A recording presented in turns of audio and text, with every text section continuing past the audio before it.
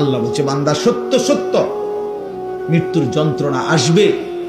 যালিকা মা কুনতা মিনহু তাহিদ, যে মৃত্যু থেকে তুমি বারবার পলায়ন করেছিলে। প্রতিবার ঠান্ডা লাগছে, সর্দি হইছে, অসুস্থ হইছে, একটু থেকে একটু ব্যথা বেদনা হইছে, তুমি দৌড় দিয়া ডাক্তার দেখাইছো, ওষুধ খাইছো, আবার ভালো হয়ে গেছো। তুমি মনে করছো এই যে ভালো হয়ে গেলাম, মরলাম না, বাচ্চা গেলাম। আল্লাহ বলে না বান্দা, ভুল বুঝছো। অসুস্থতা বারবার আসে, মৃত্যু বারবার আসে না।